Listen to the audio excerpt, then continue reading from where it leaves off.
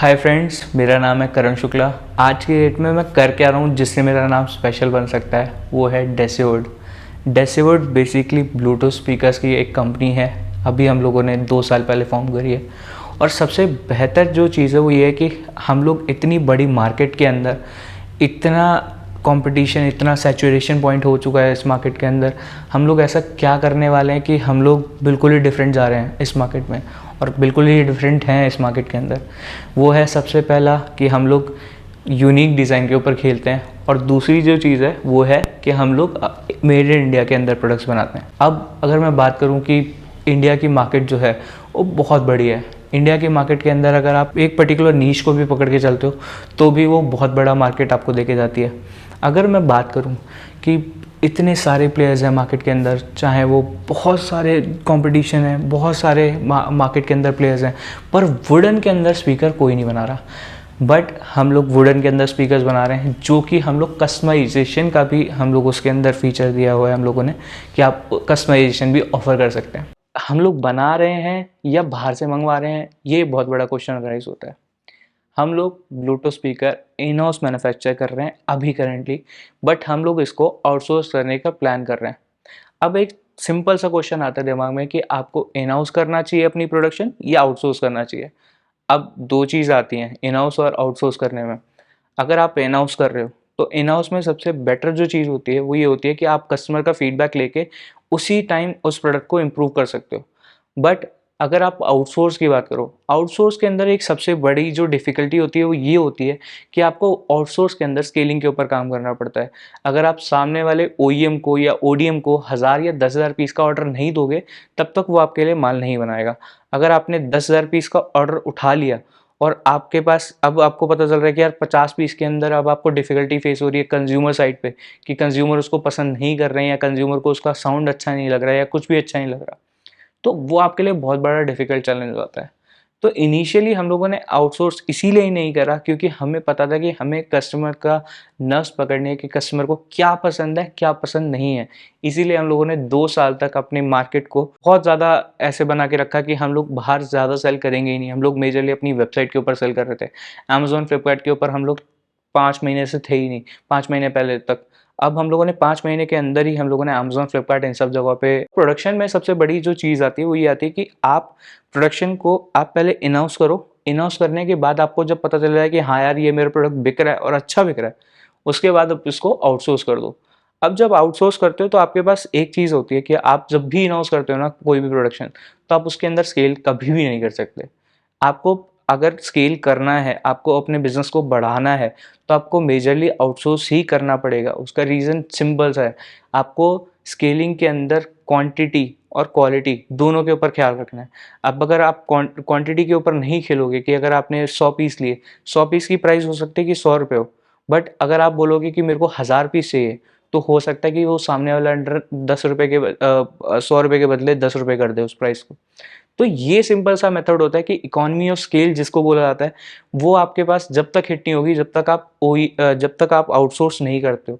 अगर आप खुद से इन हाउस करने का ट्राई करते हो तो इन हाउस करने में सबसे बड़ी डिफिकल्टी यही आती है कि आपके पास एसेट्स बहुत ज़्यादा हो जाते हैं, आपको फिक्स कॉस्टिंग आपकी बहुत ज़्यादा बढ़ जाती है।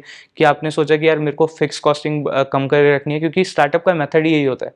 स्टार्टअप का मतलब सिंपल सा यही होता है कि आपको फिक्स कॉस्ट बहुत कम से कम रखनी है, ताकि आप बिज़नेस को स्केल कर पाओ। बट आपका अगर आपने खुद से प्रोडक्शन डाली तो आप फिक्स कॉस्ट के ऊपर कभी भी ध्यान नहीं दे पाओगे। तो एक सिंपल सी चीज़ हम लोगों ने भी यही करी कि हाँ, हमें पता चल गया कि यार फिक्स कॉस्ट के ऊपर अगर हम लोगों को कम करना है तो हमें आउटसोर्स करना ही पड़ेगा। तो ये चीज़ थी एक हमारे प्रोडक्शन के अंदर कि हम लोगों ने उस चीज़ को सॉल्व करा। अब मार्केटिंग का आप जितना मर्जी पैसा खर्च कर लो, बट आपको अल्टीमेटली उसी चीज़ के ऊपर फोकस करना है जहाँ आपकी प्रोडक्शन बैक कर रही है। आपकी प्रोडक्शन जो बैक करेगी वो सिर्फ एक ही जगह पे करेगी कि आपका जो प्रोडक्ट है उसको बनाने के लेबर चार्जेस कितने आ रहे हैं। और लेबर चार्जेस आप अगर इन हाउस करके रखोगे तो आपको लेबर चार्जेस तो अल्टीमेटली देने ही देने हैं, चाहे आपका रेवेन्यू 1 लाख रुपए हो या 2 लाख रुपए हो।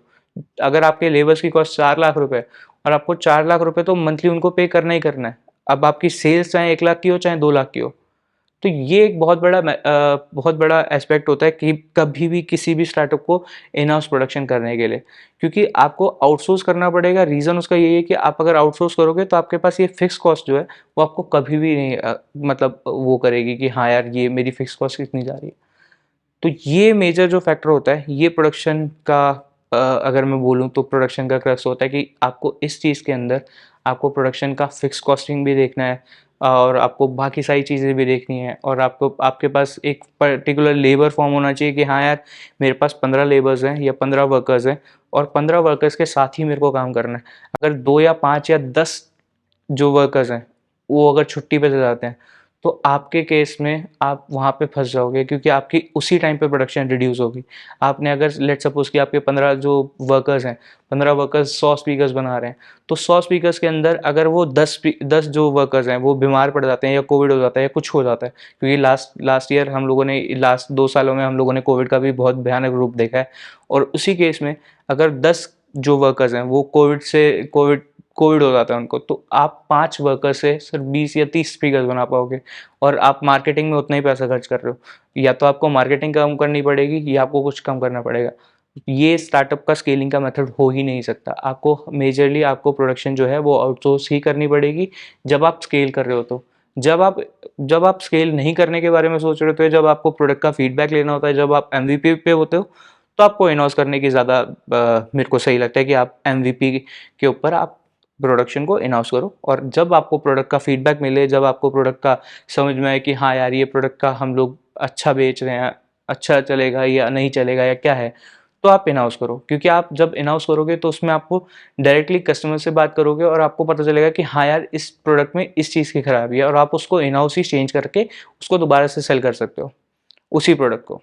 तो ये एक मेरा फंडा है कि प्रोडक्शन को आपको मेजरली इन हाउस ही रखना चाहिए जब तक आप प्रोडक्ट मार्केट फिट पे ना पहुंच जाओ। जैसे ही आप प्रोडक्ट मार्केट फिट पे पहुंच जाओ उसके बाद आप उसको आउटसोर्स कर दो, क्योंकि आपको स्केल करना है। तो ये एक फंडा होता है, और वही सारी चीज़ें जो हैं, यही सारी चीज़ें VCs और एंजल इन्वेस्टर्स भी देखते हैं कि हाँ अगर आपका प्रोडक्ट मार्केट फिट है, आप उस टाइम तक अपना प्रोडक्शन इन हाउस करो। जैसे ही आपका प्रोडक्ट मार्केट फिट बन गया आप उसको आउटसोर्स कर दो और बाहर से जाके अब जाके आप स्केल करना शुरू करो। क्योंकि आज की डेट में मेरे को भी पता है कि अगर मैं 10 या 15 स्पीकर बना रहा हूँ तो मैं उसका प्रोडक्ट मार्केट फिट कर रहा हूँ और मैं चेक कर रहा हूँ कि प्रोडक्ट लोगों को पसंद आ रहा है या नहीं आ रहा। बट अल्टीमेटली मेरे को जब स्केल करना है, जब मेरे को 10,000 या 15,000 या 20,000 यूनिट बेचने हैं, तो उस केस में मेरे को आउटसोर्स ही करना पड़ेगा। तो ये मेरा एक फंडा है, प्रोडक्शन को इन हाउस करना है या आउटसोर्स करना है। आउटसोर्सिंग में अब एक सिंपल सी चीज़ होती है कि अगर आप आउटसोर्स कर भी रहे हो तो आउटसोर्सिंग करने का एक सिंपल सी चीज़ होती है कि आपको प्रोडक्ट की क्वालिटी के ऊपर पूरा ध्यान देना है कि आपका जो प्रोडक्ट है उसके प्रोडक्ट का जो चाहे वो अगर मैं स्पीकर्स की बात करता हूँ तो स्पीकर्स में एक सिंपल सी चीज़ होती है कि आप स्पीकर्स के अंदर आप प्रोडक्ट की क्वालिटी चेक करो कि उसमें कोई कुछ डिफरेंस तो नहीं ला रहा। और कॉस्मेटिक्स की भी अगर हम बात करते हैं कि कॉस्मेटिक्स भी बहुत सारे जो कॉस्मेटिक्स ब्रांड्स हैं वो भी आउटसोर्स हो रहे हैं, तो आप कॉस्मेटिक के ऊपर भी ध्यान दो कि जो वो कुछ भी डाल रहे हैं, मुल्तानी मिट्टी या कुछ भी डाल रहे हैं, तो वो पर्टिकुलर लिमिट के अंदर डाल रहे हैं या उनके अंदर कुछ ऐसी चीज़ डाल रहे हैं कि जो ख़राब हो जाए या ऐसा कुछ हो जाए। तो ये सबसे बड़ा मेजर कंसर्न होता है। क्वालिटी आपको बहुत ज़्यादा चेक करके रखनी पड़ती है जब आप किसी भी प्रोडक्ट को आउटसोर्स करते हो। और दूसरी जो चीज़ है वो ये है कि आपको एक बैच में आपको पहले प्रोडक्ट लेना पड़ता है कि आप एक बार चेक करके लो, 100 प्रोडक्ट लो। 100 प्रोडक्ट के बाद आपको जब समझ में आए कि हाँ यार ये मेरा जो प्रोडक्ट है ये प्रोडक्ट बहुत ज़्यादा बिक रहा है और बहुत सही है इसके फीडबैक्स, तब जाके आप उसको बड़ा लॉट का ऑर्डर दो। अगर आपने पहले ही बहुत बड़ा ऑर्डर दे दिया तो उस केस में आपके साथ सबसे बड़ी दिक्कत ये हो जाएगी कि आपने वो जो पैसा है लाख रुपए, 10 लाख रुपए, 50 लाख रुपए, वो आपका ऑलरेडी बर्न हो गया क्योंकि आपके जो प्रोडक्ट है वो उसका फीडबैक अच्छा नहीं आ रहा। तो ये मेरा एक टिप है आउटसोर्सिंग करने वालों के लिए और जो आउटसोर्स करना चाहते हैं उनके लिए। तो अब मैं बात करता हूँ कि मेरी फाइनल लास्ट टिप जो होगी वो क्या होगी। मेरी फाइनल और लास्ट टिप जो मैं अपने बडिंग एंटरप्रेन्योर्स को देना चाहूँगा वो ये होगी कि आप अपने स्टार्टअप के ऊपर फोकस करो। बेशक दुनिया आपको जो मर्जी बोलते रहे, आप उसके ऊपर ध्यान दो। मैं ध्यान मत दो बोलूँ तो वो गलत होगा, ध्यान दो।